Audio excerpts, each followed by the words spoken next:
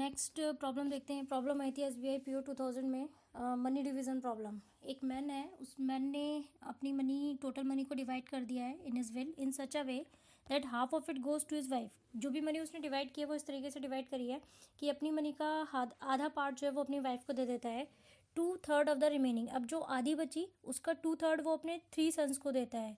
ठीक है, तो 3 सन्स में बट रही है मनी इक्वली, यानी कि 2/3 का भी 1/3 1/3 1/3 ऐसे बट जाएगा। और जो रेस्ट बची मनी, ठीक है, द रेस्ट, यानी कि तो एक तो हमने निकाला ये 2/3 पार्ट, अब जो 1/3 बचा वो उसने अपनी चारों डॉटर्स में बांट दिया, वो भी इक्वल, यानी 1/4 1/4 1/4 1/4। हर डॉटर को मिला यदि 20,000, तो आपको बताना है कि ईच सन को कितनी मनी मिली होगी।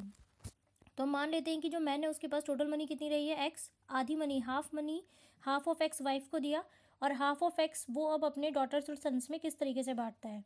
इस हाफ ऑफ एक्स का 2/3 उसने अपने 3 सन्स को बांटा 1/3 ईच करके, और हाफ ऑफ एक्स का 1/3 उसने 4 डॉटर्स को बांटा 1/4 ईच करके। तो सबसे पहले हम देखते हैं, हमें गिवन क्या है वैल्यू, हर डॉटर को 20,000 मिला है, तो हाफ ऑफ एक्स का 1/3 और 1/3 का भी हर डॉटर को 1/4 मिला होगा। ठीक है, तो ये हमने इक्वेट कर दिया इज इक्वल टू में 20,000। टोटल मनी यहाँ से आ गई एक्स की वैल्यू हो गई 24 इंटू में 20,000।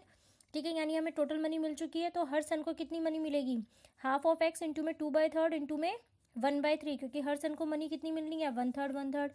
तो ईच सन को 1/2 ऑफ एक्स, यानी आधी मनी का एक्स इंटू में 2/3 इंटू में 1/3। तो यहाँ से हमारी टोटल वैल्यू आ गई 24 इंटू में 20,000/9, दैट इज 160,000 अपॉन में 3, एंड द आंसर इज 53,333.33।